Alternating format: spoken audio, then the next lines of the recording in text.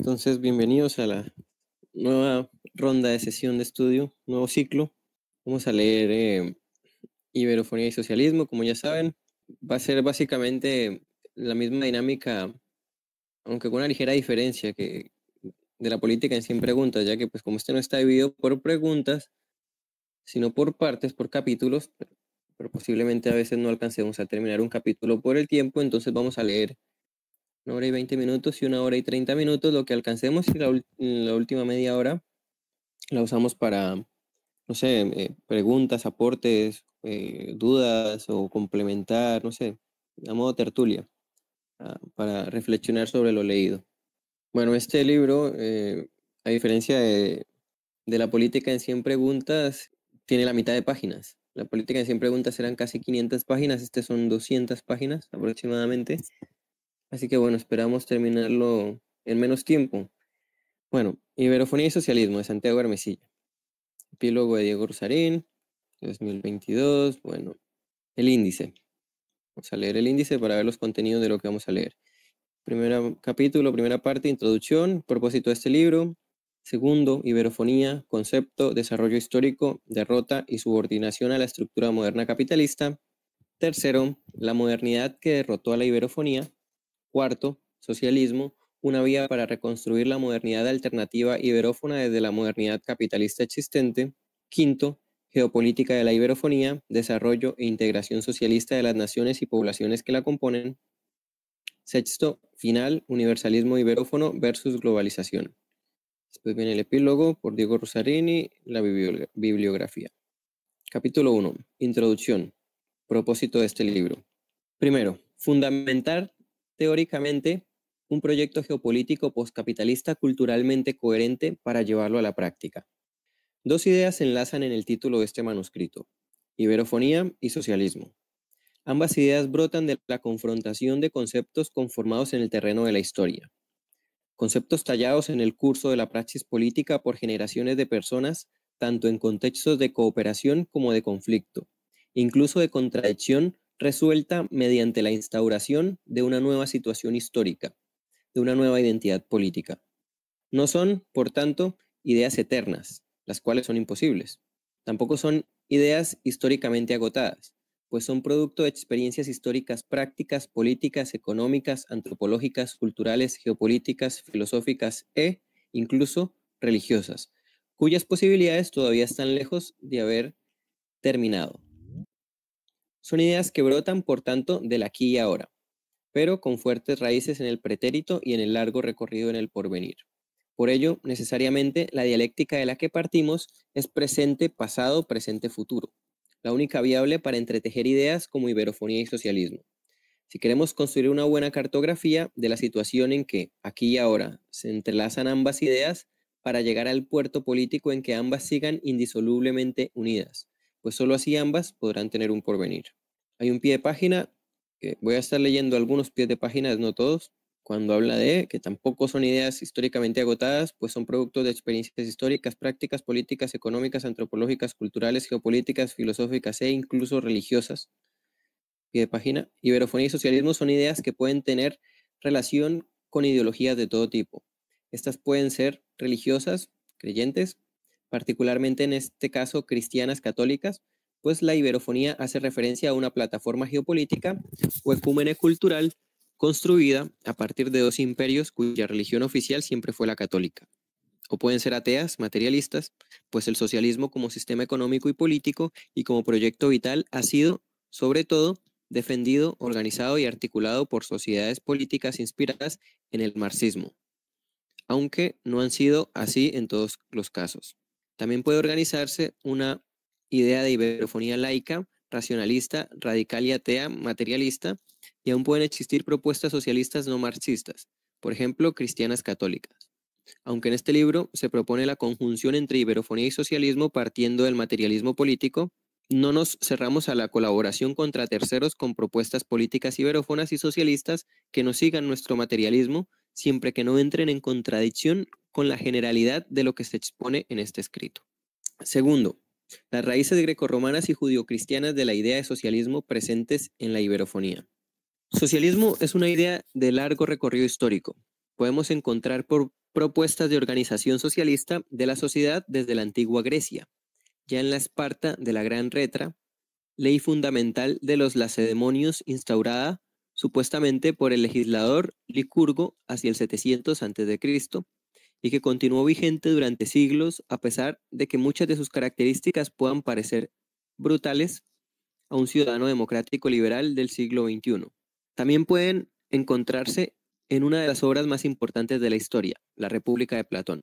En ella, el verdadero fundador de la filosofía expone un modelo político que, aunque pensó que era impracticable mientras no concordasen poder político y filosofía, se caracterizaba por la ausencia de oligarquía. En la República Platónica, el demos, o sea, el pueblo, eran los artesanos, trabajadores urbanos y campesinos. De ellos brotaban los guerreros y, a su vez, de estos los gobernantes, incluido el rey filósofo rey. Por tanto, no había tres clases sociales, sino solo una, el demos republicano, del cual se escogían los más aptos para la defensa y la gobernanza de la polis. Así pues, ya en Platón encontramos una conjunción de aristocracia, gobierno de los mejores, y democracia, gobierno de la mayoría, que retomaría críticamente su discípulo Aristóteles en su obra La Política. En Platón, la sociedad política tendría como únicos propietarios de bienes personales a campesinos, trabajadores urbanos y artesanos, mientras que guerreros y gobernantes no las tendrían y controlarían que aquellos no las tuvieran en exceso. Y la esclavitud podría ser prescindible. Es en el cristianismo donde el socialismo en sentido genérico, no definido en proyectos sociopolíticos concretos, ha estado siempre presente, influyendo en gran medida en la organización de múltiples sociedades humanas y políticas, al menos hasta la implantación del modo de producción capitalista. En el Pentateuco del Antiguo Testamento, que no es otra cosa que la Torá judía, son los 5 primeros libros de la Biblia, ¿no? Génesis, Éxodo, Levítico, Números y Deuteronomio, ya pueden encontrarse exhortaciones a no explotar ni despojar de sus bienes al prójimo, ni de retener el salario de los jornaleros, Levítico 19, 13, 18, ni de acaparar bienes contra el menesteroso, sea propio o extranjero, Deuteronomio 24, 19, 22. También pueden encontrarse exhortaciones a repartir bienes entre los pobres, el Salmo 112, versículo del 1 al 9. En el Nuevo Testamento, Santiago el Justo, Santiago 5, versículo 1 al 6, criticó vehementemente la acumulación de riquezas a través del trabajo de otros a cambio de un jornal. En los Hechos de los Apóstoles, Hechos 2, 43-45 y Hechos 4, del 32 al 35, el versículo 32 al 35, así como en la primera carta a los Corintios, 8, 13-15, se encuentran descripciones de comunidades organizadas en un sentido socialista. En los propios evangelios pueden encontrarse también ideas socialistas. Mateo 19, 25-26, Mateo 21, 12-14, Lucas 18, 22. El cristianismo primitivo practicaba una suerte de socialismo comunal de pequeños propietarios, contrario al enriquecimiento, en una suerte de socialismo utópico en plena antigüedad tardía, periodo de transición entre los modos de producción esclavista y feudal, del siglo III al siglo VIII después de Cristo.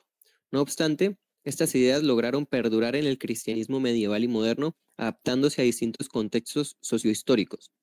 No es necesario extenderse más aquí, pero era oportuno señalar que la idea genérica de socialismo o de comunismo está presente ya en las raíces grecorromanas y judio-cristianas de nuestras sociedades políticas iberófonas. 3. El socialismo que presentamos en este libro es el del materialismo político, la situación geoestratégica de la iberofonía en la construcción de una alternativa postcapitalista. El socialismo que presentamos en este libro es materialista y político, y bebe a la vez del marxismo, del materialismo de Gustavo Bueno y de la teoría del capital de Marx expuesta por Felipe Martínez Marzoa. Por ello, su construcción requiere delimitar una plataforma geopolítica culturalmente coherente desde la que poder impactar a escala universal con un proyecto económico y políticamente definido que organice a centenares de millones de hombres en los 5 continentes. Ese proyecto geopolítico y epocal, y esta es nuestra tesis fuerte, solo puede partir de la iberofonía por su situación geopolítica intercontinental, por los lugares estratégicos desde los que se enfrenta el imperialismo depredador capitalista actual, por las raíces socialistas de su propia construcción antropológico-cultural y a pesar de los momentos de explotación y opresión que pudieron ocurrir durante esa construcción, por el hecho de que la construcción doctrinal del proyecto iberófono y socialista se escribe se articula y se piensa en este escrito en el idioma mayoritario de la iberofonía, el español, aunque es fundamental traducirlo aquí expuesto también al portugués. Y porque la construcción de una iberofonía socialista, contra la construcción de una iberofonía socialista ya se organizan diversas fuerzas, tanto dentro como fuera de la iberofonía. El propósito de este libro es ofrecer a grandes rasgos los fundamentos para la organización de una iberofonía socialista como necesidad táctica e histórica en este siglo XXI y los venideros.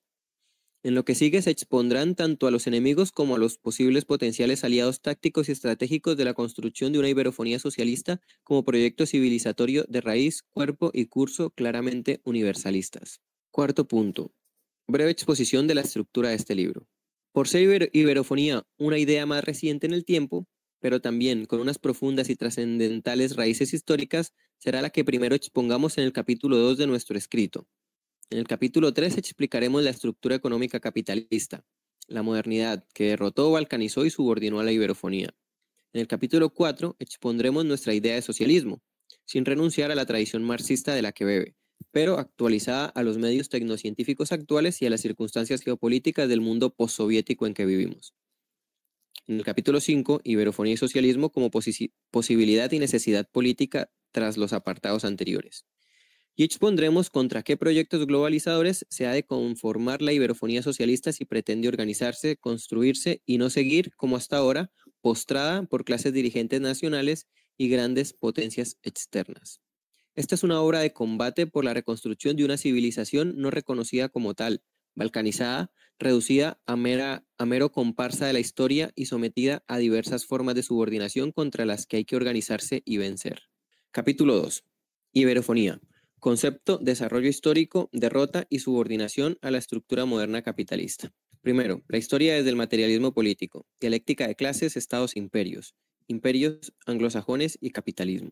Marx entendió la dialéctica de clases como el motor de la historia en todas las sociedades políticas que habían existido. Dicha dialéctica de clases sale de las fronteras estrictas de cada sociedad política a través de la dialéctica de estados y se vuelve universal a través de la dialéctica de imperios. El tipo de sociedades políticas que realmente realizan la historia universal.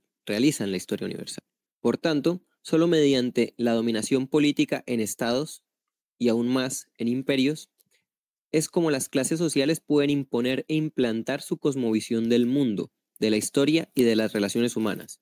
Y también, a través de esta dialéctica, una y trina de clases, estados e imperios, es como se han implantado, organizado y desarrollado los diversos modos de producción, las formas en que históricamente se han realizado las relaciones de producción en cada sociedad política. La producción, distribución, intercambio, cambio monetario y consumo de bienes, de mercancías, en el capitalismo también se ha implantado de esta manera, primero por el Imperio Británico y sobre todo tras la Primera Guerra Mundial, en 1914 a 1918, por el Imperio Estadounidense. Aquí hay nota al pie de página sobre las mercancías, que es importante. Las mercancías son el conjunto de bienes y servicios producidos en el modo de producción capitalista. Son siempre físico-corpóreas, también los servicios, aunque impliquen también sujetos humanos en su realización práctica. Implican a su vez producción de valor, coste de producción más ganancia media del capitalista en su producción, y por tanto de plusvalor, cantidad de valor que resulta de la diferencia entre el valor efectivamente producido por los trabajadores y el salario que se les paga por el empleo de su fuerza de trabajo. El valor efectivamente producido por los trabajadores está determinado por el tiempo de trabajo socialmente necesario para poder producir mercancías en cada momento histórico en una sociedad política determinada, resultado del desarrollo de las fuerzas productivas a nivel tecnológico y científico tras la abstracción sincrónica de los trabajos concretos que producen valor, capital, en la sociedad en la forma de mercancías. Dicho tiempo de trabajo socialmente necesario y su evolución tecnocientífica histórica depende de la forma en que se configura en cada fase de producción del capital la llamada por Marx composición orgánica de capital. La relación entre capital constante, la masa de capital invertida en medios de producción que se transfiere a las mercancías de modo usualmente fijo, y capital variable. Este capital variable es la masa de capital invertida en el alquiler de la fuerza de trabajo, siempre humana, que es realmente la que produce valor, y por tanto mercancías, por lo que es la que produce el excedente de producción llamado plusvalor que legalmente no le pertenece a la fuerza de trabajo asalariada productora de mercancías, el proletariado, sino a los capitalistas, cumpliendo así su función como clase en el modo de producción capitalista. El plusvalor es producido dentro del tiempo de trabajo socialmente necesario para producir mercancías, en el tiempo llamado plustrabajo, el cual excede el tiempo de trabajo socialmente necesario para producir las mercancías necesarias para mantener la existencia de la fuerza de trabajo empleada por el capital. De esta manera, el valor en el mercado de la fuerza de trabajo humana, el único medio de producción que realmente pertenece al proletariado y que es alquilada por el capitalista durante un tiempo mientras le sirve a sus propósitos empresariales, así como a la sociedad política capitalista en su conjunto, es un valor intercambiable por otras mercancías. Tal y como analizó Marx en el capítulo 1 del tomo 1 del Capital, el valor es el elemento común a todas las mercancías que permite su intercambio y su circulación, y el precio comercial es la expresión monetaria final que permite la realización de dicho valor, sobre el cual orbitan tanto la oferta, precio de producción, como la demanda, según el tomo 3 del Capital. De esta manera, en el modo de producción capitalista es la forma mercancía a la que condensa todas las relaciones sociales y la que permite su validación y homologación universal, como afirma Felipe Martínez Marzoa, en la sociedad moderna, donde estructuralmente las necesidades humanas se satisfacen mediante el cambio y en donde, en consecuencia, los objetos son mercancías, la existencia humana resulta reconocida como trabajo precisamente en la medida en que su producto material es cambiable. Ahí termina el pie de página. Segunda parte del segundo capítulo, segundo punto del segundo capítulo. Los modos de producción son implantados históricamente por imperios. Los modos de producción han podido convivir entre sí en diversos espacios geopolíticos o formaciones socioeconómicas históricas. De esta manera, se combinaron los modos de producción del despotismo hidráulico de Sumeria, Ur, Mesopotamia y el Antiguo Egipto con el modo de producción esclavista surgido en Oriente Medio y desarrollado de manera considerable en la antigua Grecia y en las Romas republicana e imperial. También se combinaron los modos de producción esclavista y feudal en varias sociedades medievales, o el feudal y el capitalista a partir de la Baja Edad Media hasta la transición mercantilista entre los siglos XV al XVIII. La esclavitud convivió también con formas de despotismo hidráulico en la América precolombina y con elementos tanto feudales como capitalistas, en el Imperio portugués y en el Imperio español, aunque con formas de aculturación particulares no ocurridas en otros imperios modernos. Los principales imperios coloniales modernos, el neerlandés y el británico, combinaron relaciones sociales esclavistas con las típicamente capitalistas hasta bien entrado el siglo XIX, junto con otras sociedades políticas que también abolieran la esclavitud en ese siglo, como Portugal, España, Francia, Estados Unidos, Bélgica, Brasil, México, etc. El esclavo era más caro de mantener que el proletario. No podía producir mercancías y por ello tuvo que ser liberado para la realización del modo de producción capitalista. No obstante, los proletarios capitalistas son el último remanente histórico que queda de la esclavitud histórica.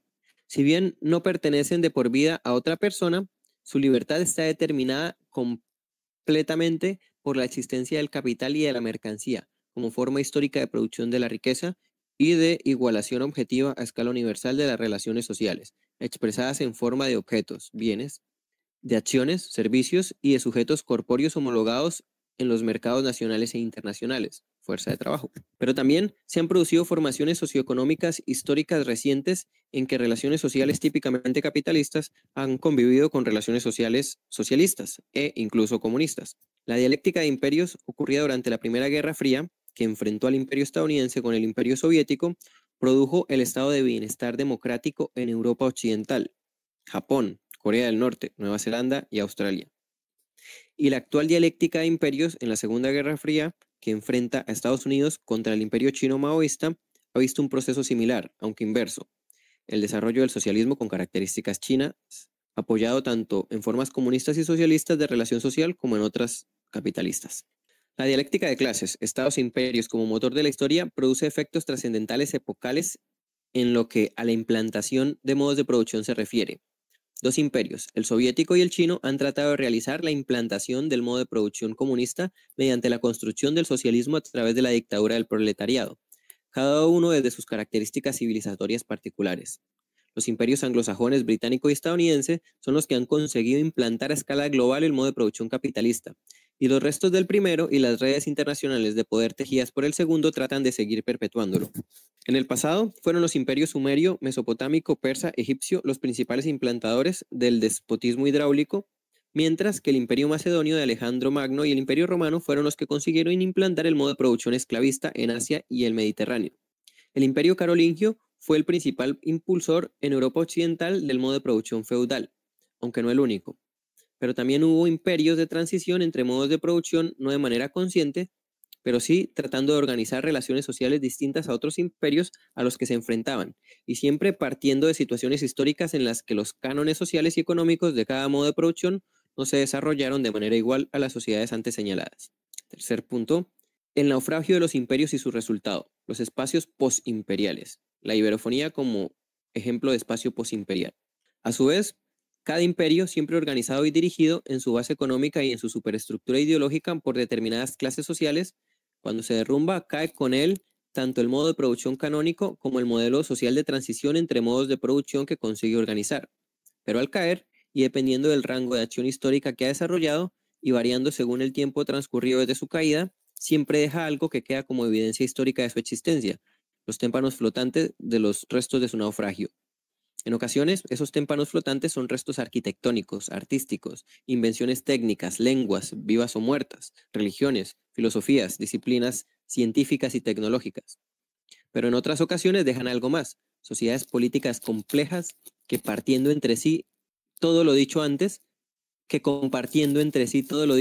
comparten también entre sí relaciones socioculturales, antropológicas, lingüísticas e históricas que hacen que puedan formar parte de lo que bien pueda llamarse ecúmene cultural, espacio posimperial, plataforma geopolítica o geocultural o continente. Estos espacios que comparten modo de producción y que tienen vitalidad real o virtual son los que propiamente podrían denominarse civilizaciones en un sentido materialista. En el apartado 2.8 definiremos más concretamente qué entendemos por civilización. Y en el apartado 2.22, por qué no puede hablarse de civilización occidental como una entidad realmente existente a nivel histórico. Lo que sí nos aventuramos a afirmar ahora es que la iberofonía es una civilización distinta a otras, con particularidades propias, que tuvo su momento de apogeo durante la modernidad mercantilista, que no fue ni propiamente capitalista ni propiamente feudal. La civilización iberófona tuvo una raíz, un curso y un cuerpo definidos, así como una derrota histórica que coincide con la implantación vía anglosajona del modo de producción capitalista. Cuarto, el concepto de iberofonía y el paniberismo. El mérito de Durantes Prados. Iberofonía es una idea reciente en el tiempo, que sin embargo define un ámbito geopolítico e histórico ya de largo recorrido y construcción. El honor de ser la primera persona en construir esta idea a nivel teórico como potencial espacio geopolítico y cooperativo corresponde al geopolitólogo español Fritiano Álvaro Durantes Prados. Es a partir de 1995 cuando Durantes Prados empieza a considerar la posibilidad de organizar un movimiento entonces llamado panibérico, más allá de la península ibérica y de Iberoamérica. 20 años más tarde, en abril de 2015, y debido a la evolución del proceso de conceptuación, divulgación y articulación de este espacio intercontinental y plurinacional, que como veremos en esta parte de nuestro escrito ya era algo más que mera teoría, la Fundación del Español Urgente, hoy Fundeurrae, anunció entre sus recomendaciones la adopción de un nuevo término en español, paniberismo.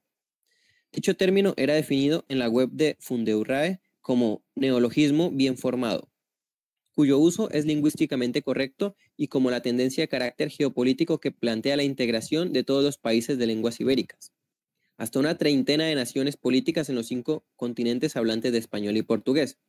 El término paniberismo puede rastrearse hasta la década de 1920 teniendo un sentido meramente iberoamericanista o incluso panhispanista. Sin embargo, y a diferencia de entonces, hoy el paniberismo haría referencia a un espacio geopolítico cuyos principales actores ya no son colonias controladas por metrópolis imperiales, sino estados soberanos, aunque puedan existir territorios todavía considerados como colonias, como el Sahara Occidental. Pero mientras que paniberismo es un término aceptado como correcto por Fundeurrae, iberofonía todavía no aparece recogido por esta institución, que también tiene la función de ser una suerte de precursora de palabras que luego serán definidas y recogidas en el Diccionario de la Lengua Española o Diccionario de la RAE. Iberofonía no hace referencia a un movimiento social o político concreto, sino al espacio donde podría desarrollarse ese movimiento o conjunto de movimientos. Esto es importante, voy a volver a leer. Iberofonía no hace referencia a un movimiento social o político concreto, sino al espacio donde podría desarrollarse ese movimiento o conjunto de movimientos. Por tanto, podemos definir la iberofonía siguiendo Durantes Prados como el espacio geopolítico, cultural, histórico y civilizatorio, intercontinental y multinacional, compuesto por todas las naciones políticas y poblaciones territorialmente localizadas que tienen como lenguas oficiales y o mayoritarias a las lenguas española y portuguesa, sin exclusiones ni excepciones geográficas.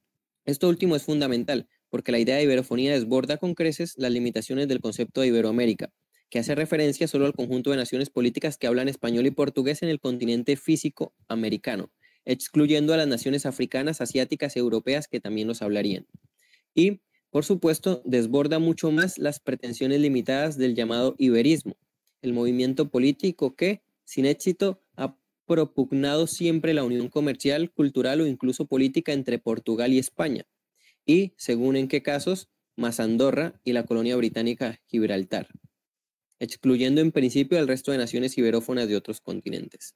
Quinto punto. La iberofonía como el conjunto de todas las naciones políticas y poblaciones de los 5 continentes que hablan español y portugués. Etimológicamente, iberofonía alude al conjunto de naciones políticas, territorios y poblaciones del mundo donde se hablan el español y el portugués, lenguas iberorromances que tienen la particularidad de ser las 2 únicas lenguas universales, esto es, habladas en los 5 continentes, que son mutuamente comprensibles hasta en un 89% de reciprocidad.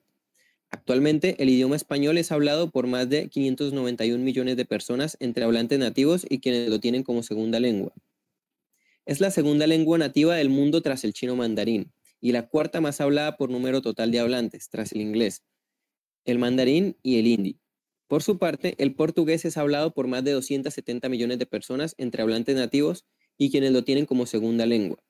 Es la octava lengua más hablada del mundo, la tercera con alfabeto latino por hablantes nativos, tras el español y el inglés. Y, un dato geopolítico importante, es el idioma más hablado en el hemisferio sur del planeta Tierra a día de hoy. Juntas sumadas dan una cantidad de más de 861 millones de iberófonos repartidos por los 5 continentes. Debido a su mayor simpleza fonética y a que el español es más hablado en el mundo que el portugués, de facto se sitúa como principal lengua vehicular de la iberofonía. Acá hay un pie de página importante. Sobre la intercomprensibilidad mutua del español y el portugués, describe Durantes Prados. Dicha intercomprensibilidad general y recíproca entre el español y el portugués no es, en todo caso, simétrica o equivalente. El castellano, por causas fonéticas esencialmente, es un idioma más fácilmente comprensible para el hablante lusófono que el portugués para el hispanoparlante. De este modo, es frecuente que en un contexto comunicacional e interidiomático de español y portugués, el interlocutor lusófono, especialmente si lo es de la variante idiomática de Portugal, aún entendiendo plenamente el español de su interlocutor hispanohablante, deba, sin embargo, utilizar esa misma lengua para ser comprendido por su contraparte hispanoparlante, mientras que lo contrario no suele ocurrir. Es decir, en muchas ocasiones el lusófono, aun comprendiendo plenamente de manera natural el castellano, ha de utilizar y hablar este idioma para poder ser entendido por el interlocutor hispanohablante, mientras que, correlativamente, el hispanohablante no precisa de hablar portugués para ser entendido por su interlocutor lusófono, idioma que, por otro lado, no le resulta tan sencillo como el español al lusófono. Esta realidad puramente técnico-idiomática provoca a veces sentimientos de incomprensión por la parte lusófona que percibe esta comunicación interidiomática como injusta o no equilibrada, aunque la razón de la asimetría no sea política ni social ni cultural, sino meramente fonética y práctica. Lía Varela, directora de la especialización y maestría en gestión de lenguas de la Universidad Nacional 3 de Febrero en Buenos Aires, Argentina, se ha referido en ese sentido a la mayor complejidad fonológica del portugués, sistema fonológico más sofisticado con más vocales, aunque también ha llamado la atención sobre la dificultad de establecer una medida absoluta de la intercomprensión entre el español y el portugués como entidades únicas y homogéneas, ya que en los hechos la experiencia es muy distinta para hispanohablantes que tienen frecuente contacto con lusófonos, por ejemplo en zonas fronterizas, y otros que, compartiendo idioma y nacionalidad, no lo tienen. También depende de las variedades del portugués. El portugués brasileño del sur es más cercano fonética y léxicamente sobre todo al español local argentino que el del norte de Brasil. Jesús Rollo Arpón ha señalado que la complejidad fonética del portugués, el portugués es más complejo que el castellano. Conserva las 7 vocales neolatinas y las consonantes africadas y sonoras que también tiene el catalán y tenía el castellano antiguo y el judeo español. El castellano moderno es más simple y por eso a los portugueses les cuesta menos entenderlo. Esas características técnicas del castellano, unidas al hecho de que es el segundo idioma de comunicación internacional del mundo y de que es hablado en más del doble de países y por más del doble de personas que el portugués, lo convierte de facto en el idioma vehicular ibérico tanto para iberófonos, aunque obviamente se respete formalmente la igualdad de ambas lenguas ibéricas en contextos oficiales, iberoamericanos y latinoamericanos, como para no iberófonos, los cuales suelen optar por el aprendizaje del castellano, sabiendo también que con su dominio serán además universalmente comprendidos en los espacios lusófonos. Además, esos 861 millones de iberófonos se encuentran repartidos en los 5 continentes de la siguiente manera. Naciones políticas y territorios iberófonos. Primero, en África. Angola, Cabo Verde, Ceuta, Melilla y Canarias. Enclaves españoles junto a otras islas e islotes. Guinea-Bissau, Guinea Ecuatorial, Madeira, enclave portugués, Mozambique, República Árabe Saharaui, Democrática y Santo Tomé y Príncipe. Segundo, América. Argentina, Bolivia, Brasil, Chile, Colombia, Costa Rica, Cuba, Ecuador, El Salvador, Guatemala, Honduras, México, Nicaragua, Panamá, Paraguay, Perú, Puerto Rico, República Dominicana, Uruguay y Venezuela. 3. Asia, Macao y Timor Oriental. Cuarto, en Europa, Andorra, España y Portugal. En total, 32 territorios administrativos soberanos a los que hay que sumar territorios con población iberófona significativa, pero sin oficialidad estatal en la actualidad, aunque la tuviera en el pasado. Y otros territorios donde existe población iberófona importante, pero en los cuales nunca ha tenido oficialidad. Ejemplo 1, África, Rif, norte de Marruecos. 2, América, Aruba, Antigua y Barbuda, Bahamas, Barbados, Belice, Bonaire, Curazao, Estados Unidos, Granada, Haití, Islas Vírgenes de los Estados Unidos, Jamaica, San Cristóbal y Nieves, San Vicente y las Granadinas, Santa Lucía, San Martín y Trinidad y Tobago. 3. Asia.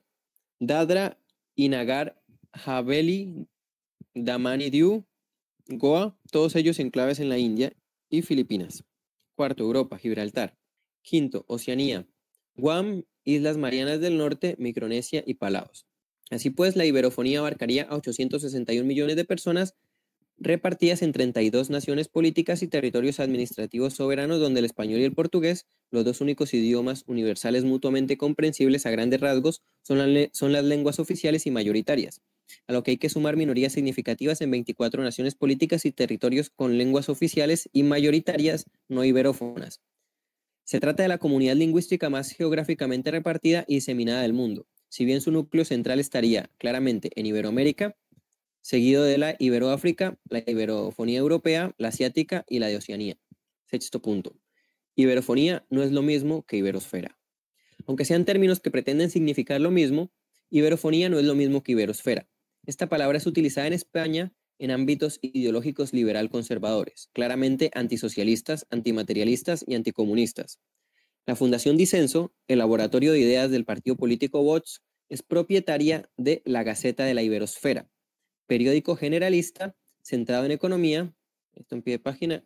El periódico fue fundado en 1989 y durante 20 años perteneció a Negocios y Ediciones y Publicaciones SL. En 2009 fue adquirida por su cabecera por el Grupo Intereconomía, quien mantuvo su propiedad hasta el año 2020, año en que pasó a ser propiedad de la Fundación Disenso, entidad privada que produce la estrategia ideológica del partido político español Vox. La Fundación Disenso, laboratorio de ideas del partido político Vox, es propietaria de La Gaceta de la Iberosfera, periódico generalista centrado en economía e información social y política, distribuido en España, Portugal e Hispanoamérica. La parte de Iberoamérica que habla el idioma español mayoritariamente o lo tiene como lengua oficial en sus estados parte. No tiene ningún impacto en la Iberoáfrica, Iberoasia ni en Iberoceanía. Este periódico se posiciona claramente contra el Grupo de Puebla y contra el Foro de Sao Paulo. La idea de iberosfera, además, parece analogarse a la de anglosfera, es decir, el conjunto de países de habla inglesa oficial o mayoritaria.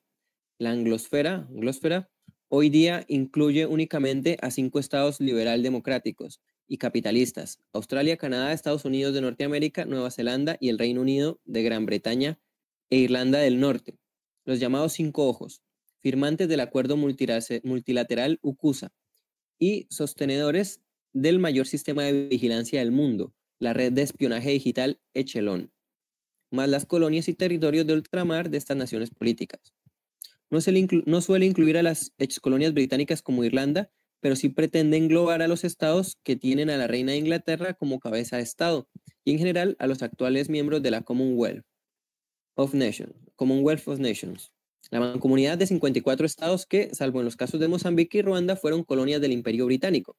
Al incluir Mozambique, ex colonia portuguesa, la Commonwealth ha tratado de rebasar las limitaciones históricas de la comunidad posimperial anglosajona, pero esto convierte a la nación política de Mozambique en territorio nacional en disputa entre anglosajones e iberófonos.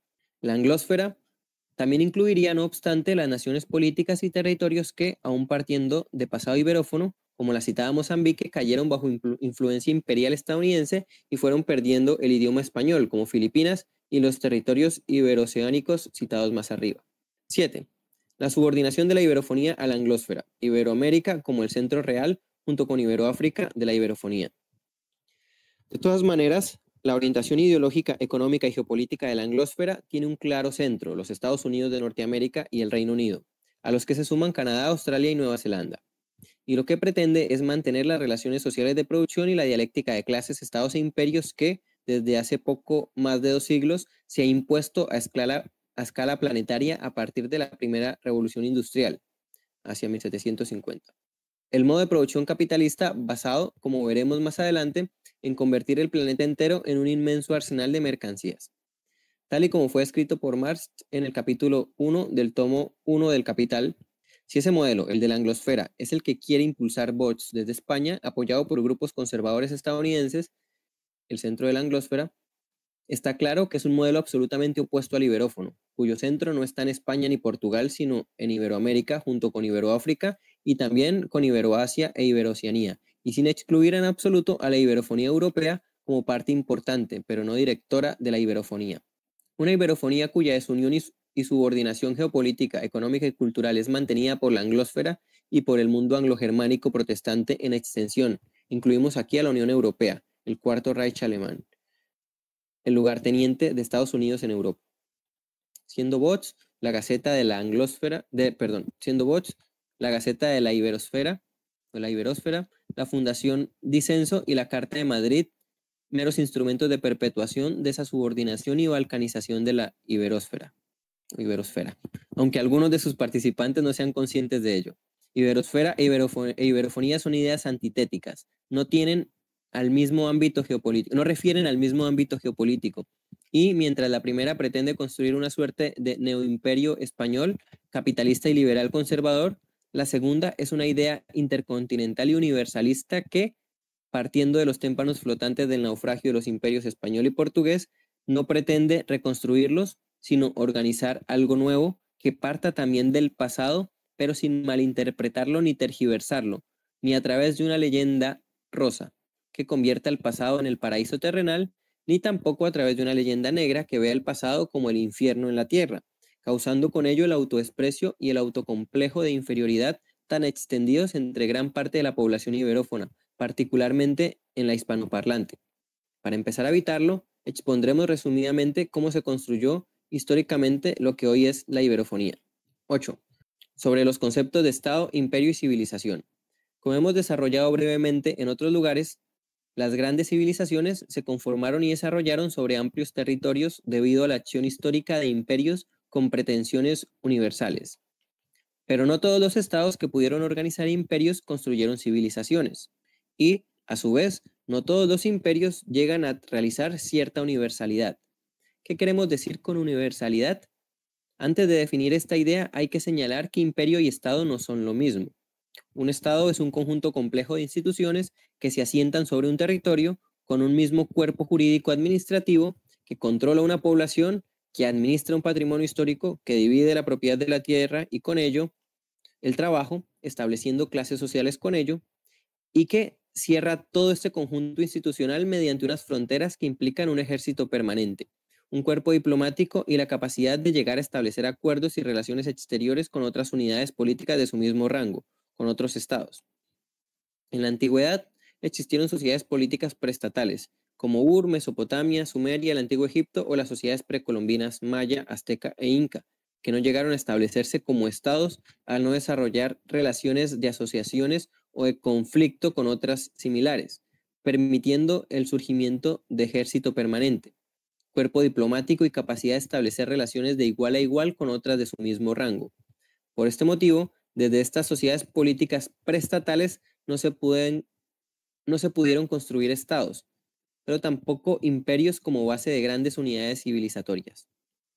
Un imperio, a diferencia de un estado, requiere una organización política supraestatal, en la que una sociedad política estatal logra poner a su servicio a otras sociedades políticas, bien sean preestatales, convirtiéndolas en colonias, provincias o virreinatos de aquellas, o estatales, transformándolas en el mismo sentido que a las anteriores como protectorados, o controlándolas manteniendo su independencia formal en una suerte de ficción jurídica estatal.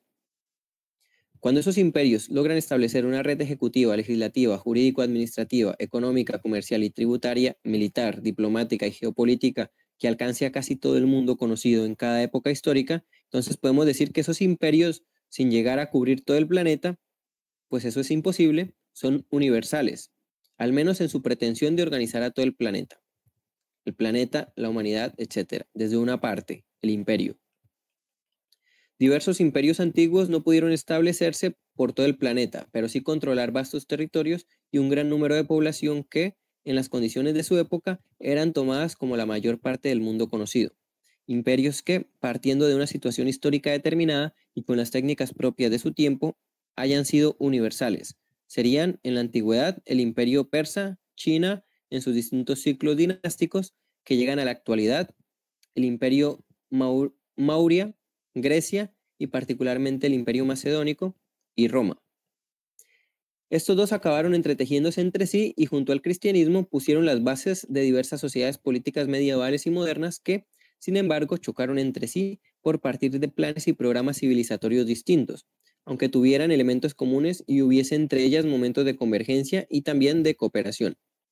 En la Edad Media fueron los grandes imperios islámicos, sobre todo el califato omeya, el abasí y el imperio otomano, que surgió tras la toma de Constantinopla en 1453 y llegó hasta inicios del siglo XX, los que pudieron constituir una nueva unidad civilizatoria que no se tiene a sí misma como tal basada en una nueva religión, el Islam. En Europa Oriental, y debido a la confluencia entre influencias bizantinas, grecorromanas y cristianas ortodoxas y varegas, vikingas, surgió la Rus de Kiev, cuna de Rusia, y de sus sucesivas expresiones imperiales junto al Principado de Novgorod, que lograron organizar gran parte de Europa Oriental y llegar a dominar Siberia y a controlar durante algún tiempo Alaska en el continente americano, ya en la modernidad. Por su parte, los mongoles unificaron toda la China actual mediante su grandioso imperio y llegaron a las puertas de Europa Central, abarcando desde el centro de la estepa siberiana hasta Persia y Bagdad, ciudad que destruyeron, minando con ello el poderío árabe existente hasta entonces.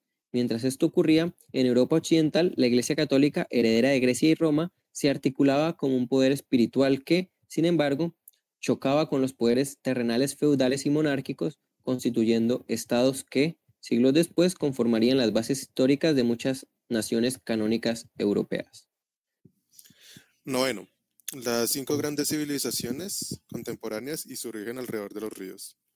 En este contexto histórico medieval, cuando se organizan y conforman las ideas políticas estatales que, podríamos decir, constituyen la raíz de 4 de las 5 unidades civilizatorias fundamentales para entender nuestro aquí y ahora. Y decimos 4 de 5 porque la excepción es la civilización china, la cual tiene su origen durante el modo de producción que Carl Wittfogel denominó despotismo hidráulico, más exacto que el término despotismo oriental de Marx, basado en el dominio de una nobleza y una casta sacerdotal politeísta sobre un cuerpo social conformado, sobre todo de campesinos y artesanos que trabajaban para aquellos construyendo grandes infraestructuras hidráulicas y de canalizaciones alrededor de grandes ríos que permitieran la comunicación para el transporte de productos agrícolas, controlar tierras cultivadas para concentrar la ganadería y convertir los centros urbanos en lugares de concentración comercial.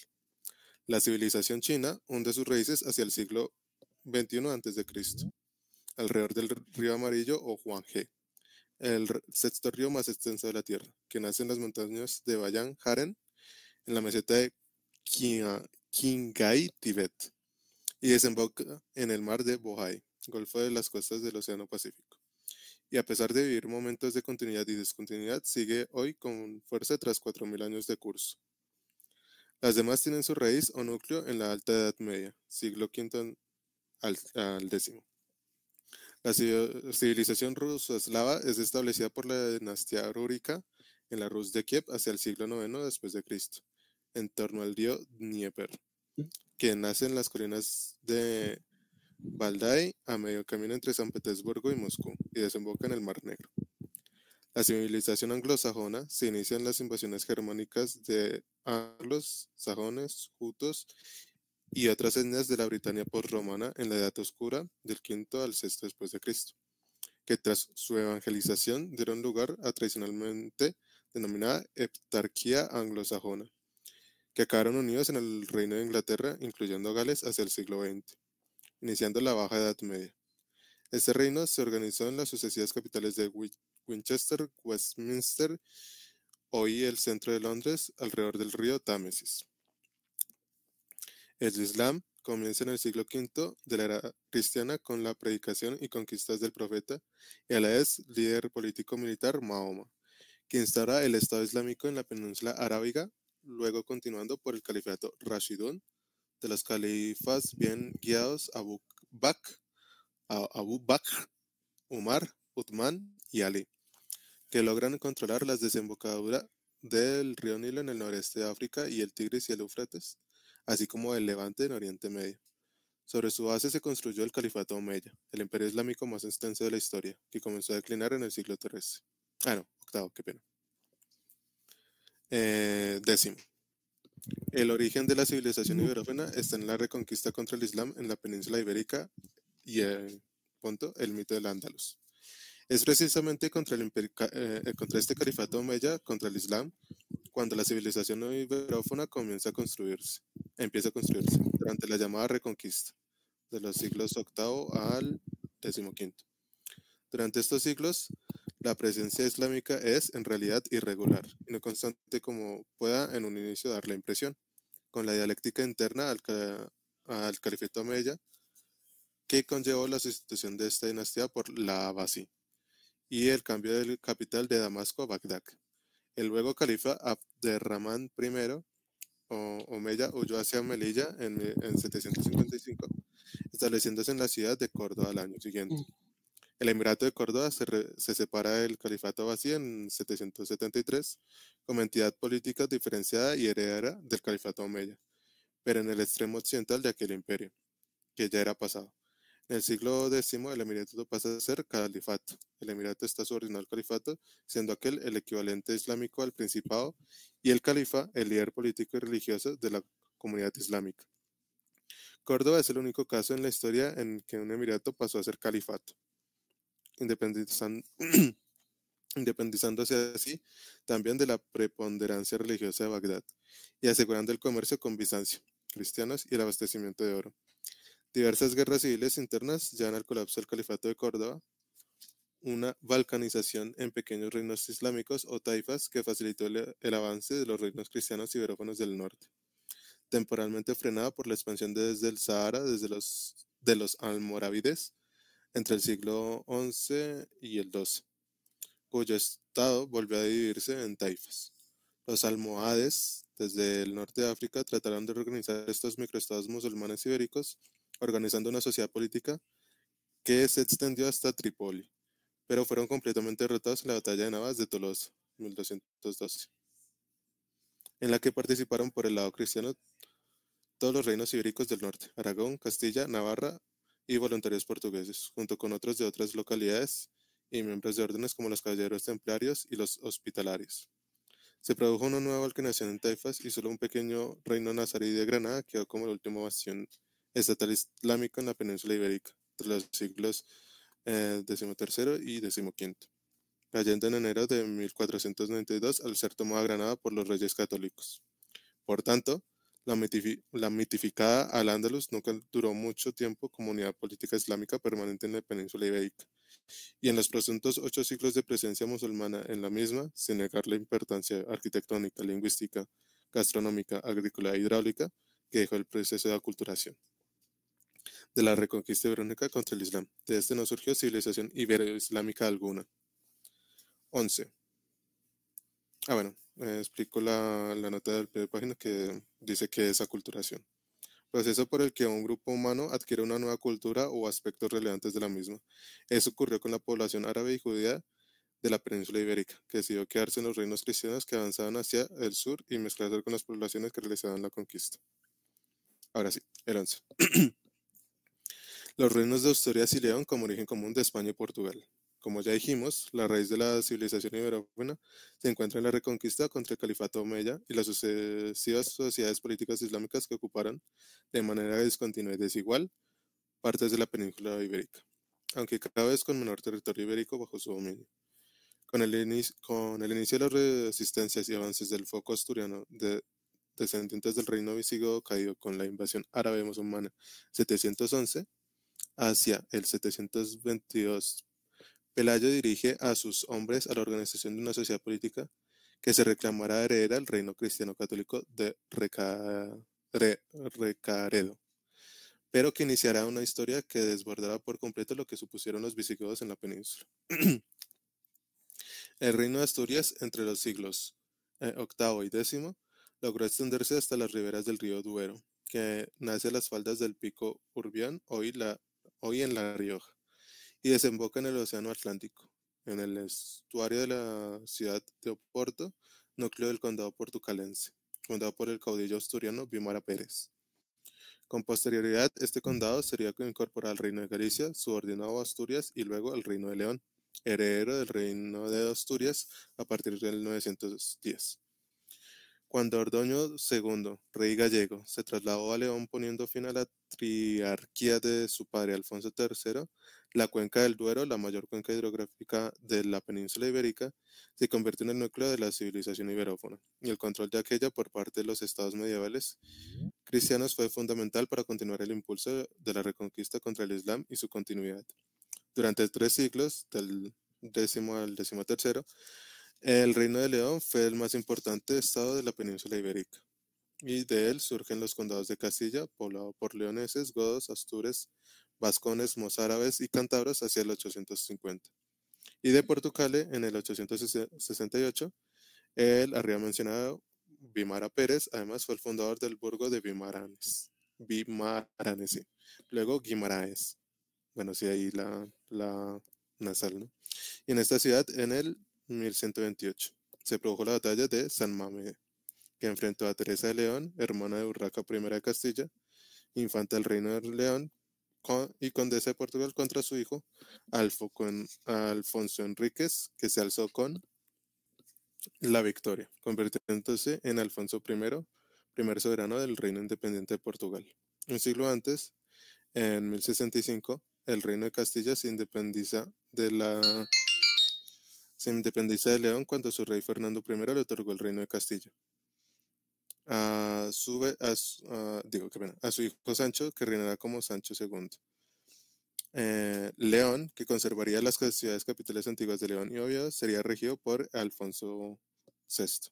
Ambos hermanos se enfrentaron y Sancho II, ayudado por el Cid campeador Rodrigo Díaz, original de Vivar, cerca de Burgos, en el Reino de Castilla, conquistó León, dándose lugar la primera unificación castellano-leonesa, quedando Portugal entonces dentro de dicha unificación. En 1072, Sancho II es asesinado y las tropas castellanas se retiran de León, aunque se mantendría la unidad. 12. Navarra y Aragón como partes esenciales de origen y desarrollo de la iberofonía, la decisiva importancia de Castilla. En la parte norteña y central de la península ibérica se había establecido el reino de Pamplona en 824, que en 1076 pasó a formar parte del reino de Castilla, unido entonces al de León. Parte de esos territorios con Sancho VI se independizaron para volver a formar parte de Castilla en el siglo XII con Alfonso VIII. Con posterioridad, Pamplona se convirtió en la capital del Reino de Navarra, fundado en 1162, que entre 1234 y 1512 se vinculó a Francia. La expansión de Navarra hacia el sur fue mermada por León y Castilla, por un lado, y el condado de Aragón y los condados catalanes que tuvieron su origen en la marca hispánica establecida por el reino carolingio en el siglo VIII, precisamente para frenar la expansión islámica a lo que luego fue Francia.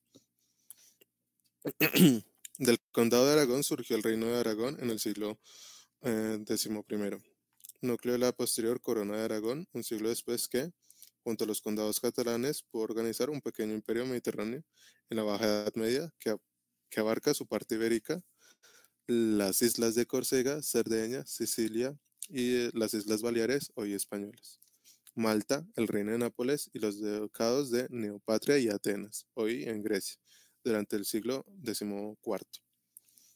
Poco a poco, Castilla se convierte en el lecho entre León y por extensión Portugal y Aragón. La muerte de Alfonso VI le sucede su hija Urraca I, quien se casaría por decisión de su padre con el Alfonso I, el batallador rey de Aragón.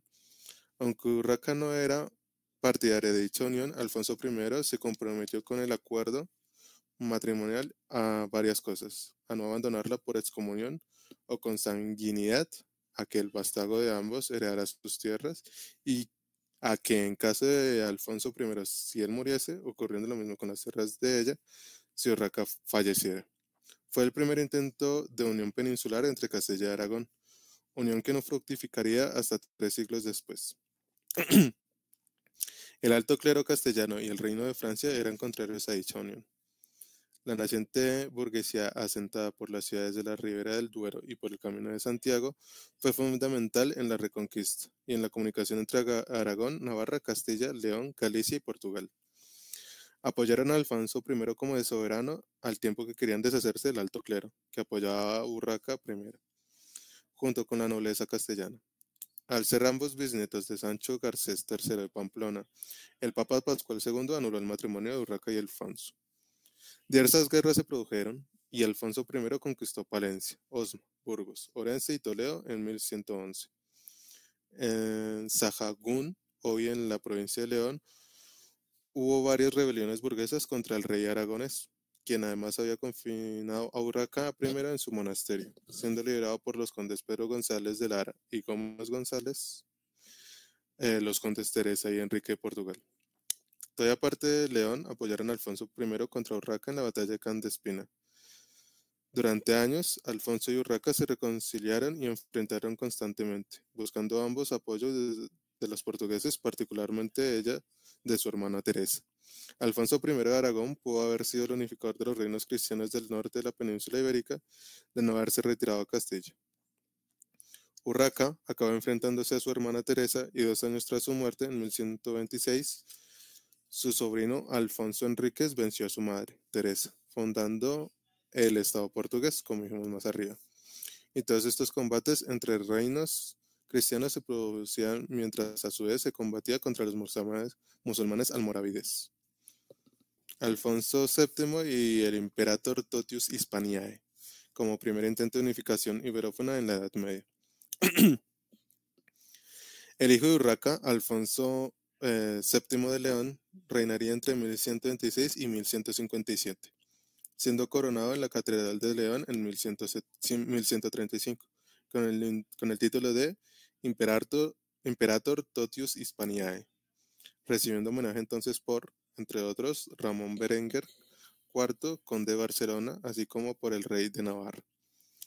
Este título hereda el de Magnus Imperator e Imperator Nostro de Alfonso III, rey de Asturias, así como el de Imperator Legionense de Ordoño II. Magnus Basileus de Ramiro II, Ramiro III, Alfonso V, Bermudo III y Sancho III de Navarra, de cuando heredó Castilla y León. Alfonso VI de León también llegó a titularse Imperator Totius Hispaniae. En 1135, dicho título abarcaba todos los reinos de la península ibérica y varios reyes le rindieron tributo, como los de Aragón, Navarra y Portugal, el conde de Barcelona y algunos reyes musulmanes como Safadola, señor de Rueda de Jalón, hoy en Zaragoza, y quien iba a convertirse, según los planes de Alfonso VII, en rey musulmán de un al-Ándalus tributario de León contra los almorávides. El asesinato de Safadola frustró estos planes, suponiendo el segundo intento de unificación ibérica tras el de Alfonso I de Aragón. El de Alfonso VII supuso el primer intento de instaurar un sistema imperial de raíz y organización iberófona. La independencia de Portugal 4 años más tarde y su reconocimiento por Castilla en el Tratado de Zamora de 1143, firmado por Alfonso I de Portugal y Alfonso VII de León, y ratificada por bula papal en 1179, Manifestis Probatum. Iniciaría una situación de separación política entre Portugal y Castilla, y luego España, que se mantendría por 4 siglos. No obstante, las relaciones entre ambos reinos seguirían siendo intensas y determinantes a nivel histórico durante este tiempo. 14. La unificación de Castilla y el fin de la reconquista por parte de Portugal, la alianza anglo-portuguesa. León y Castilla vuelven a unificarse un siglo después, en 1230, ya como corona de Castilla por Fernando III el Santo, quien llega a conquistar Jaén, Córdoba y Sevilla. Con él, el reino musulmán de Granada se convierte en un feudo castellano. También conquistó el reino de Murcia, enviando para ello a su hijo Alfonso, que luego reinaría como Alfonso X, el Sabio. Fernando III consiguió convertirse en rey de León tras la renuncia de Teresa de Portugal, reina consorte de León, en la Concordia de Benavente de 1230. Para 1249, Portugal ya había conquistado el Algarve, hasta entonces parte de la taifa islámica de Niebla, la cual acabaría siendo conquistada por Castilla. El rey portugués Alfonso III se proclamó rey de Portugal y el Algarve en 1249, reconocida como posesión portuguesa con el Tratado de Badajoz de 1267, firmado por Alonso III de Portugal y Alfonso X el Sabio de Castilla. De esta manera, Castilla y Portugal establecen sus fronteras a ambas orillas del río Guadiana, el cual nace en las lagunas de Ruidera entre Albacete y Ciudad Real, y desemboca en el Océano Pacífico entre el Algarve portugués y la provincia española de Huelva, dividiendo las ciudades de Villarreal de San Antonio en Portugal y de Ayamonte en España. Con la conquista de Algarve, Portugal termina su parte de la reconquista contra los musulmanes e inicia un nuevo periodo. Un siglo después, en 1373, se firma el Tratado Anglo-Portugués, teniendo supuestamente como el tratado más activo del mundo. Bueno, entonces, el tratado activo más antiguo del mundo. Fue reforzado en varias ocasiones posteriores, 1386, 1643, 1660, 1661, 1703, 1815, 1899 de manera secreta y se reconoció su vigor en los tratados de arbitraje de 1904 y 1914. Fue suspendido por la Casa de Habsburgo entre 1580 y 1640, cuando se produjo la primera unificación efectiva de la civilización iberófona bajo la Casa de Asturia. Con la segunda independencia de Portugal en 1640, reconocida por España en 1668, se retomó la alianza anglo-portuguesa. La entrada de Portugal en la Primera Guerra Mundial, 1914-1918, en apoyo del Imperio Británico y la neutralidad portuguesa en la Segunda Guerra Mundial, ratificaron dicha alianza. En esta guerra, el dictador portugués Antonio de Oliveira Salazar, tras meses de negociaciones con Winston Churchill, cedió el aeródromo y las instalaciones náuticas de las Islas Azores al Imperio Británico para combatir las amenazas de los submarinos alemanes. Los británicos volvieron a invocar dicha alianza durante la Guerra de las Malvinas contra Argentina en 1982, cuyo desfile de la victoria, por cierto, se produjo en Londres el 12 de octubre, fecha en que España descubrió América en 1492. Los británicos incumplieron la alianza anglo-portuguesa en varias ocasiones, una en 1890 con el ultimátum británico, a través del ministro Lord Salisbury, combinando a Portugal a retirar sus tropas militares desplegadas en las actuales Zambia y Zimbabue, entre Mozambique y Angola, gracias a la instigación del gran burgués Cecil Rhodes, explotador de varias minas de diamantes. La zona fue incluida por Portugal en el famoso mapa rosado que reclamó en la Conferencia de Berlín entre 1884 y 1885, que permitió el reparto colonial de África. Portugal acabó cediendo ante su más antiguo aliado debido a la superioridad militar y económica del Imperio Británico, lo que a la larga les permitió conectar territorialmente el Golfo Pérsico, Mesopotamia, Palestina y la desembocadura del Nilo con el Cabo de Buena Esperanza en Sudáfrica. Este hecho sentó el precedente del fin de la monarquía portuguesa tras la Revolución Republicana de 1910 y tras una intentona fallida en 1891. Por ello, nunca pudo existir un territorio lusoparlante que conectara el Océano Atlántico con el Índico, sin discontinuidades territoriales. La segunda vez que el Imperio Británico traicionó su alianza con Portugal fue en 1961, cuando el ejército indio de Jawaharlal Nehru se anexionó las posesiones portuguesas de Goa, Damán y Diu en el subcontinente indio. Portugal requirió la ayuda del Reino Unido con base a su alianza vigente desde el siglo XIV, pero los británicos no atendieron a las peticiones portuguesas. De más está decir que el imperio portugués empezó a ver minada su influencia en el Océano Índico tras su segunda independencia entre 1640 y 1668. Pues a partir de entonces la hegemonía en aquel océano la empezó a tener la Compañía Británica de las Indias Orientales, fundada en 1600 y disuelta en 1874. Empresa capitalista inglesa que, de paso, arrebató a los neerlandeses sus rutas de las especies. Por tanto, cabe preguntarse si la alianza anglo-portuguesa, más allá de mantener su independencia política respecto a España, enemiga secular de Inglaterra, y teniendo en cuenta que los deseos de la anexión de los españoles respecto de Portugal hacían minoritarias desde el siglo XVII, sí, ha perjudicado más que beneficiado a Portugal, que siempre ha sido vista por los anglos como una suerte de sucursal geopolítica de sus planes y programas a escala global y en la microfonía en particular.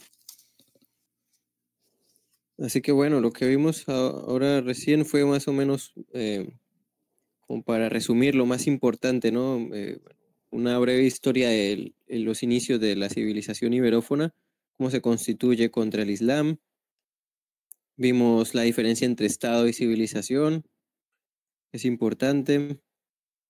Vimos la diferencia entre, o los términos, la definición de los términos iberofonía, socialismo, paniberismo, unas cuestiones a destacar.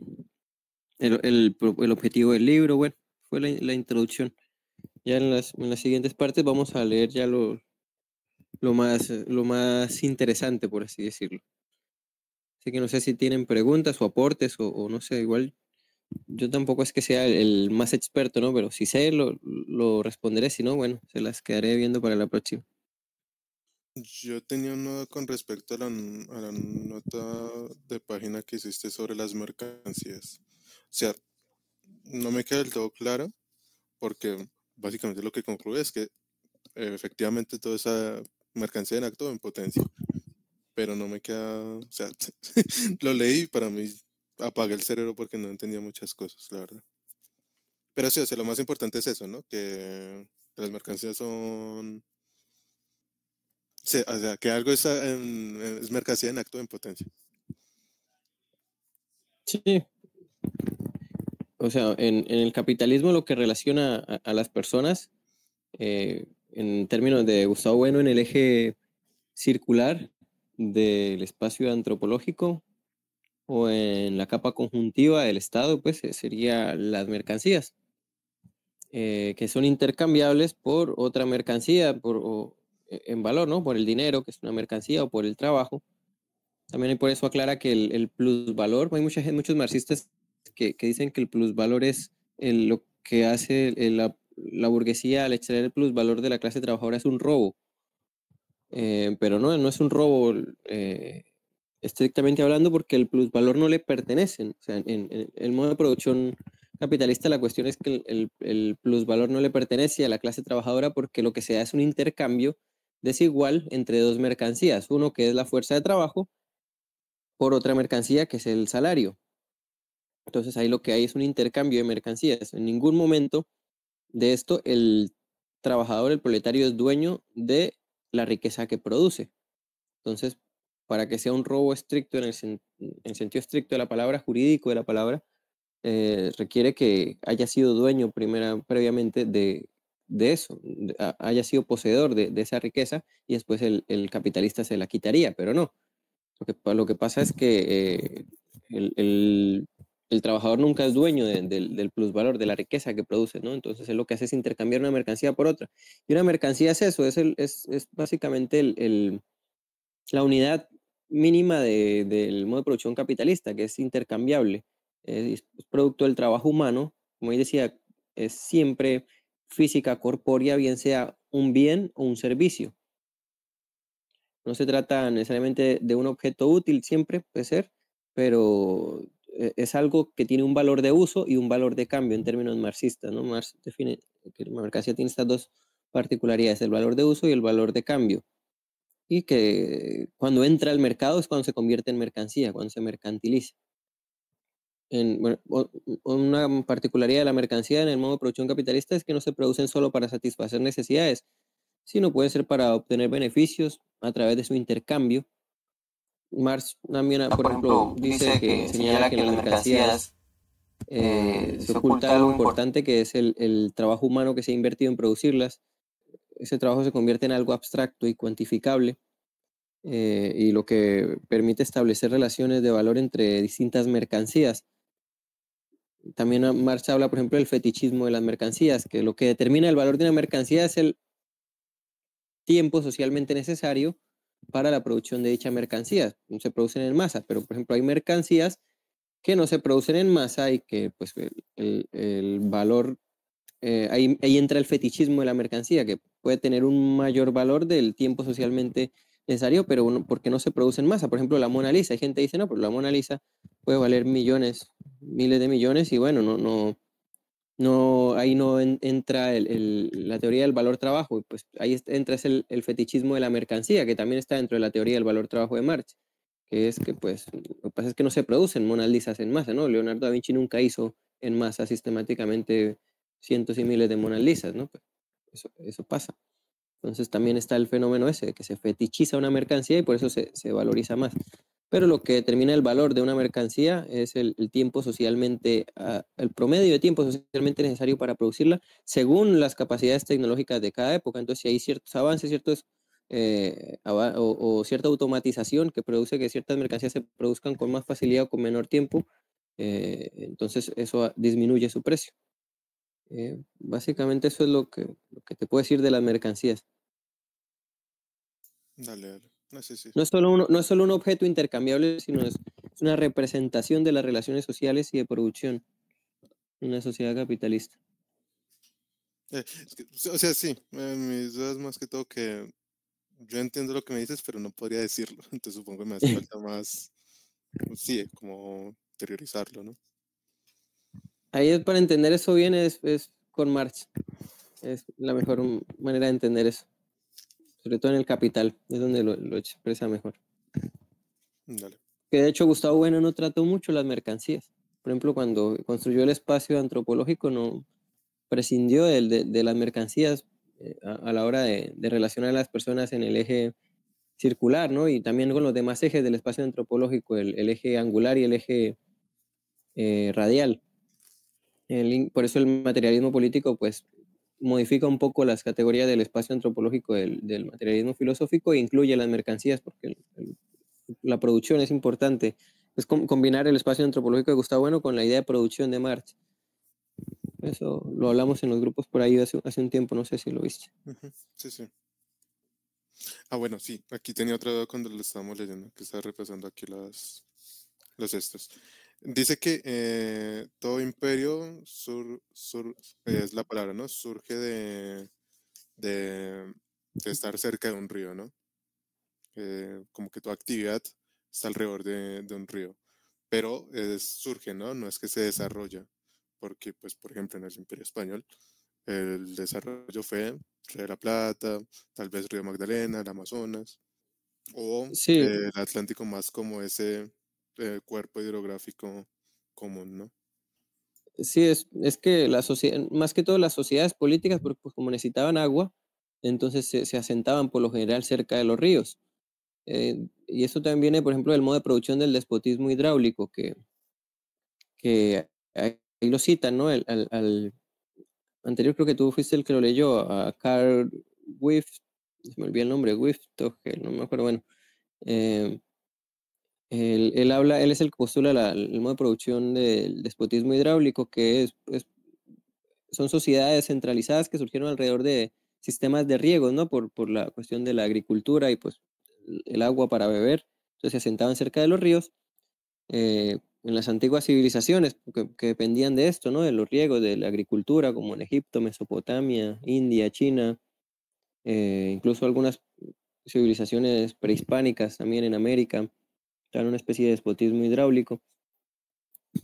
Por eso es cuando habla de los ríos, pero no es que bueno, sí, los imperios pues se fundan sobre los ríos, pero no es solo los imperios, porque los imperios son una forma de organización supraestatal, ¿no? Entonces son los estados los que se fundan, que son los estados que vienen, que es una forma de sociedad política, entonces son las sociedades políticas, bueno, eso ya lo vimos en la política en 100 preguntas, la diferencia entre sociedad política y sociedad prepolítica, que después una sociedad política puede ser preestatal, estatal, supraestatal o posestatal.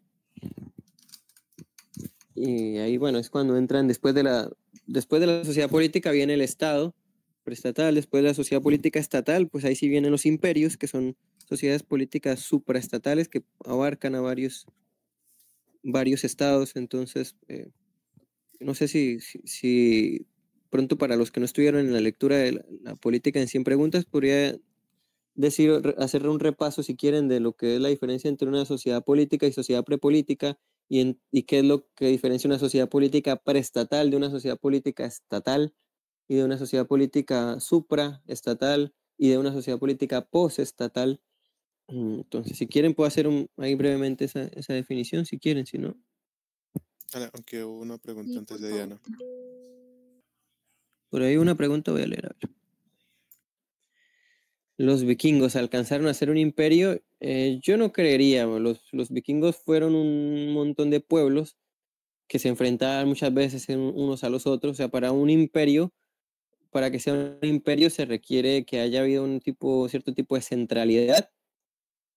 Es decir, que un estado logre poner a otros estados, anexarlos y ponerlos a su servicio, y desde una metrópoli, desde una centralidad, gobernar, ¿no? Una vasta extensión territorial. Eso es lo que diferencia también un estado de un imperio. Por ejemplo, por eso decía Voltaire, y muchos dicen que el Sacro Imperio Romano Germánico ni era sacro, ni era imperio, ni era romano. Precisamente porque ellos venían de estos pueblos vikingos, bárbaros, germánicos del norte, que eran los que se enfrentaban al Imperio Romano, que iban por ahí saqueando. O sea, ellos no conformaban como tal estado. Bueno, puede ser que sí estados, pero no como tal imperio, sino ellos iban y llegaban por ejemplo, a los asentamientos de pueblos romanos o de otros pueblos, también incluso vikingos entre ellos, y se enfrentaban los unos a los otros, llegaban a otro asentamiento humano, parasitaban todo lo que habían ahí, mataban a los hombres, violaban a las mujeres, esclavizaban a unos, a otros, robaban sus cosechas, sus animales. Cuando terminaban de depredar todo lo que había ahí, pues se iban para otro pueblo a hacer exactamente lo mismo. Iban por ahí depredando y parasitando, ¿no? No sé si han visto esta serie Vinland Saga, se la recomiendo, muy buena, muy buena. Sí, es Ahí lo más o que menos está pensando. se explica cómo funcionaban ellos. De hecho, ahí hablan bastante del Imperio Romano en algunas partes, y o sea, con sus ciertos errores y con su romantización de lo que fueron ellos, tiene ciertas cosas que son bastante cercanas a la realidad histórica. Entonces, no conformaron. Por eso, por ejemplo, el Sacro Imperio Romano Germánico ni fue sacro, el Imperio de las Tres Mentiras, ni fue sacro porque no eran católicos, eran paganos muchos, ni fue imperio porque no fue centralizado, es decir, eran reinos entre ellos que muchas veces ni le hacían caso al emperador, no le daban ni bola, no le paraban bolas al emperador, entonces hasta se oponían a él. Entonces no había una centralidad, y no fue romano porque fueron fundados por germánicos, que eran precisamente una de las causas de que cayera el Imperio Romano. Que los pueblos germánicos siempre han odiado, despreciado la cultura romana. Eso hasta en Vinland Saga se ve. Y de hecho se sigue viendo ahora, ¿no? Los anglosajones que descienden de ellos, de esos pueblos vikingos bárbaros germánicos, ellos desprecian lo hispánico, que es descendiente de lo romano. Sí, en Europa, por ejemplo, están estas tres civilizaciones en pugna, ¿no? Lo que es lo romano, lo que es lo eslavo, y lo que es lo germánico, anglo-germánico. Entonces, bueno, por eso es que los vikingos, yo no diría que fueron un imperio. También hay, retomando lo que dije antes, voy a clasificar así rápidamente la diferencia entre imperio, estado y sociedad política. Entonces, bueno, empecemos. La sociedad política es lo que surge cuando las sociedades prepolíticas alcanzan tal nivel de desarrollo y ya tienen lenguaje escrito, por ende leyes escritas e instituciones heredables y se asientan sobre un territorio definido. Entonces pasan del estado, los primeros seres humanos, las primeras comunidades humanas pasan del estado nómada al estado sedentario, se asientan sobre un territorio, tienen lenguaje escrito, tienen un desarrollo tecnológico tal que ya tienen lenguaje escrito. Para tener lenguaje escrito primero es necesario lenguaje hablado, obviamente.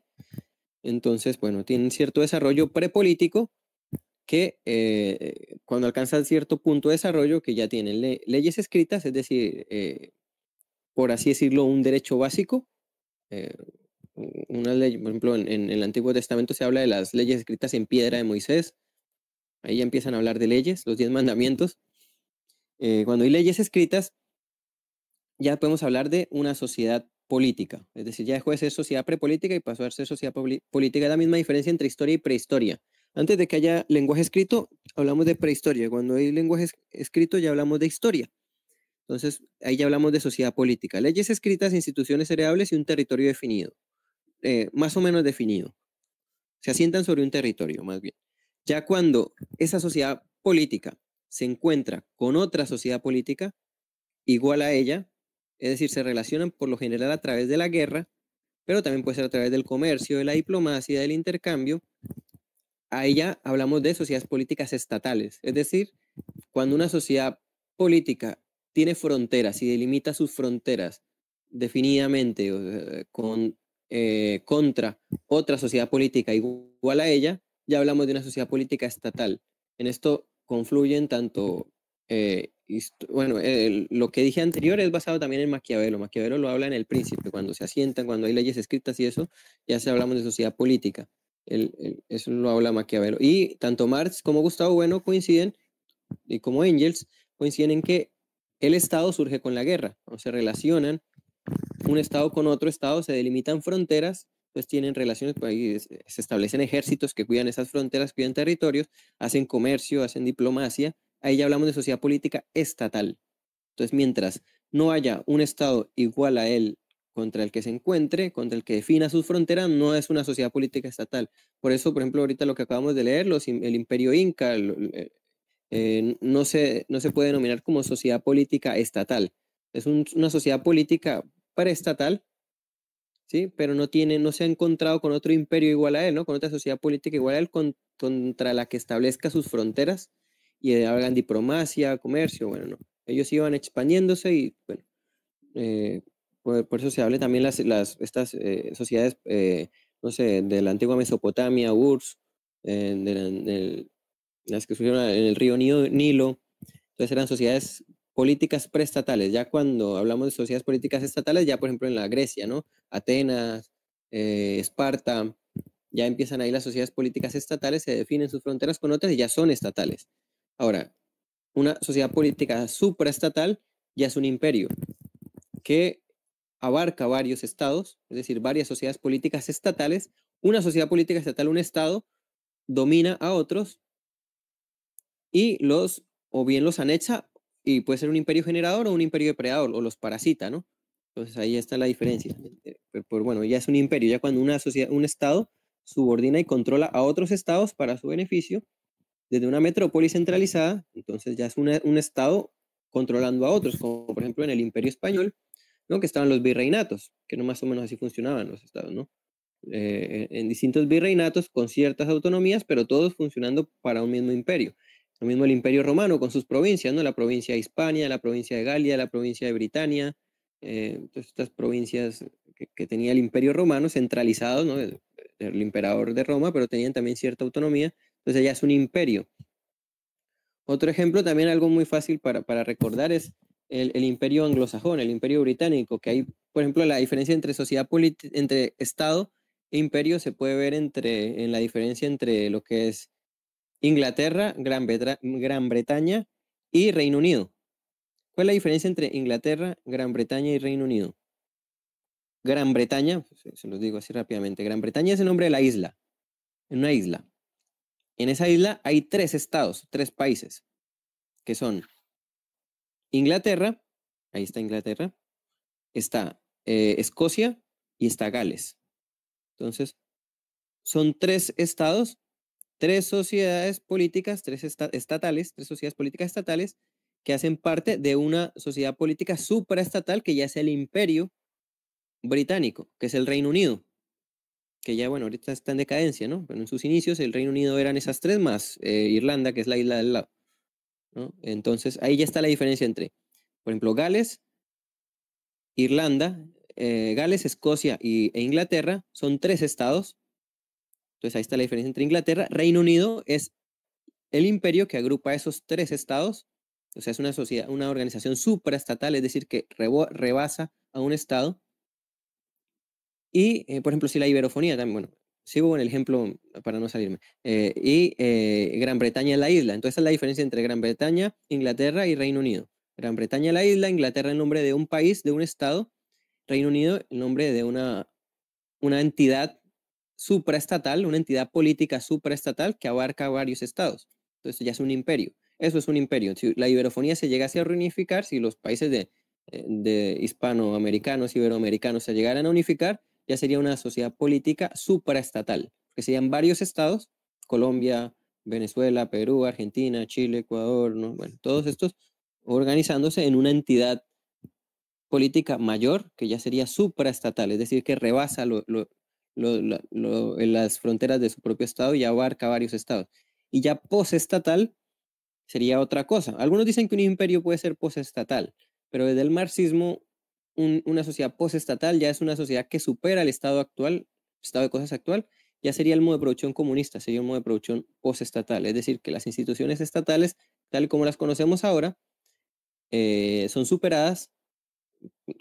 ¿De qué manera? No se sabe. El mismo Marx lo dice en la crítica del programa de Gotha, que no se sabe qué elementos quedarán de los estatales actuales y qué elementos serán superados. Pero lo que se sabe es que van a superarse las relaciones de producción actuales, ¿no? En las clases sociales, pues, concretamente, y ya sería una forma de producción supraestatal que supere las formas, las instituciones, la forma estatal actual, postestatal, perdón. Entonces esas son las diferencias, no sé si quedó claro entre sociedad política, Estado, sociedad política estatal, posestatal, supraestatal y bueno. Estaba esperando que Román explicara que era una sociedad política supraestatal para decir que los vikingos pudieron ser un imperio en muy corto tiempo, pero encaja con la definición. Pero es que no sé si, bueno, ellos conformaron, sí hubo imperios, hubo reinos ahí dentro de los vikingos, ¿no? Estaban los daneses contra los ingleses. La verdad yo no domino mucho la historia de allá, del norte de Europa, pero que yo sepa no alcanzaron a conformar un imperio como tal. O sea, los que conformaron el imperio después, bueno, sería ya el imperio austrohúngaro, Alemania también alcanzó a formar un imperio. Por ejemplo, los nazis estaban conformando un imperio, estaban anexando, ¿no? Invadieron Polonia, invadieron Francia, invadieron la URSS. Entonces ya estaban conformando una entidad. Ellos son descendientes de los vikingos, estaban conformando un imperio, inspirados también en el imperio británico. Entonces sería una sociedad supraestatal, es decir, anexaban varios estados, un estado anexaba a otros y los controlaba desde una cierta centralidad, y por eso sería un imperio. Pero yo no sé si los vikingos en la época, ¿en qué época estás hablando también, Diana? No sé, Claro, ahí porque es lo que estás diciendo, es que no podrían ser imperios, sino simplemente es un mismo reino que quería era simplemente expandirse. O sea, no es sí, lo mismo, ¿no? O sea, no, no sé, no creaba las instituciones para, para que cada unidad política se rigiera por sí misma, sino todo era a través de, o sea, de no digo nada porque lo que dije en el chat, lo máximo que es por Vinland Saga, pero me imagino que era así, ¿no? Me imagino que era más que todo nada por puro expansionismo. sí, no, ellos no alcanzaron, para mí no alcanzaron a conformar un imperio. Creo que lo más cerca de pronto, bueno, los que sí lo conformaron fueron los anglosajones, sin duda. Pero eso fue ya mucho tiempo después, ya después de que ya dejaron de ser vikingos y ya eran piratas, que son los mismos. O sea, los vikingos después se hicieron piratas y después de parasitar ahí en vez de pueblos, los pueblos cercanos, ya iban por el mar parasitando ya el mundo entero y los barcos y saqueando barcos y así, exactamente haciendo lo mismo. Y después conformaron los imperios, primero el imperio británico, después el imperio estadounidense, que siguieron haciendo lo mismo que hacían los vikingos de hace 1000 años, pero ya de una manera mucho más sofisticada, claramente, ¿no? O sea, la misma piratería, los mismos piratas, los mismos vikingos, bueno, pero imperio como tal, solo después del imperio británico que lo logró. De pronto los daneses, el reino de Dinamarca lo intentaría, no creo, no lo alcanzó, pero también lo intentó, pero no creo que lo haya alcanzado. Entonces, Sí, y pues, es lo que se dice, ¿no? O sea, alcanzó su etapa de conquista, pero no hay una capacidad de imperio, ¿no? O sea, lo mismo que cuando se dice el imperio español, no, se vinieron a saquear y yo no sé qué, no. Pues sí, hubo un periodo de conquista, pero luego de eso se creó imperio. Supongo que fue esa fase la que hizo falta, ¿no? sí, sí, los vikingos que alcanzaron a formar imperio fueron los anglosajones. Eh, Ahora la pregunta de Marge, que, o sea, lo posestatal sería una superación de lo imperial, sería una superación de lo supraestatal y de lo estatal también puede ser. Sería una superación de lo estatal o de lo supraestatal. Es decir, superar el estado actual, las formas del estado actual, ¿no? O sea, las relaciones de producción, las instituciones actuales de un estado. Al superarse, bueno, ahí se da lo posestatal. Pero ahí también es que también aquí no hay una sola postura. Hay gente que dice que un imperio también es una conformación posestatal. Pero para nosotros, pues, tenemos eso es una entidad política supraestatal. Ya posestatal es superando la forma del estado actual, ¿no? Ya bien sea estatal o sea supraestatal, pero superando esas formas de producción, esas relaciones de producción y sus instituciones y etcétera. Sí, un poco la pregunta sería si podrían haber imperios en el posestatal, ¿no? El imperio chino, el imperio iberófono, algo así. Claro. O sea, que se sigan manteniendo las mismas divisiones de comunión cultural bajo imperios, pero en un comunismo ya globalizado, ¿no? Como modo de producción globalizado. Sí, eso sería tanto supraestatal como posestatal. Pero sí, es más entrar en supuestos. Sería el problema. Sí. Porque sí, el modo de producción comunista no se puede saber nada más, ni el mismo Marx lo dice, no se puede saber nada más, salvo que las relaciones de producción no van a ser las mismas, o sea, se van a acabar las clases sociales respecto a las relaciones a la propiedad de los medios de producción. No es que todos vayan a ser iguales y van a surgir otro tipo de clasificación social, pero ya no va a ser respecto a los medios de producción. O sea, las clases sociales se clasifican mediante la posesión o desposesión de los medios de producción. Los que poseen los medios de producción, los capitalistas, la burguesía, y los desposeídos de los mismos son el proletariado. Eso es esa es la única igualdad de la que se habla cuando desde el marxismo se habla de igualdad. No es que todo el mundo va a ser igual o va a tener el mismo sueldo o van a usar los mismos calzoncillos y la misma ropa y todo. No, son reducciones al absurdo que desde el mismo Lenin y Stalin las criticaban. El igualitarismo decían que era una ideología burguesa liberal. Entonces, lo único que se sabe del modo de producción, o sea, cuando un comunista habla, o sea, un comunista serio, ¿no? Un comunista que realmente sepa de lo que habla, ¿no? Porque también hay cada cosa que se encuentra uno por ahí, ¿no? Pero un comunista que realmente sepa de lo que habla, cuando habla de igualdad o de abolir las clases sociales, es respecto a los modos, a los medios de producción, a la posesión de los medios de producción. Eso es lo único que se puede saber del modo de producción comunista. Ahí van a surgir otras contradicciones, van a surgir otros tipos de clases sociales, otros tipos de relaciones sociales que, bueno, es imposible de predecir, sino empíricamente solo se puede saber. Gran serie Vinland Saga, por cierto. Sí, muy buena, se la recomiendo. Igual sí, como toda anglófila, y ahí salen cuando dice que yo no tengo enemigos, y eso es algo de los anglófilos, sí, pero tampoco tienen amigos, ¿no? No tienen amigos ni tienen enemigos. Tienen intereses. Ahí solo te dicen la parte de no tengo enemigos, sí, te la dicen ahí, se lo romantizan. Pero bueno, es muy romantizado, pero la verdad es muy buena serie. Ujú.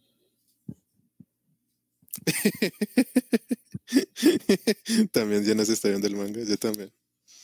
Está Yo no, el bastante. manga. Yo ya tan friki no soy, solo me vi el anime. Yo sí también me estoy leyendo el manga y quién sabe cómo acabar. Bueno, quien sepa historia ya sabe cómo acabar, pero. Pero sí, no. Pero llegan a América y después se atribuyen la conquista de América, seguro.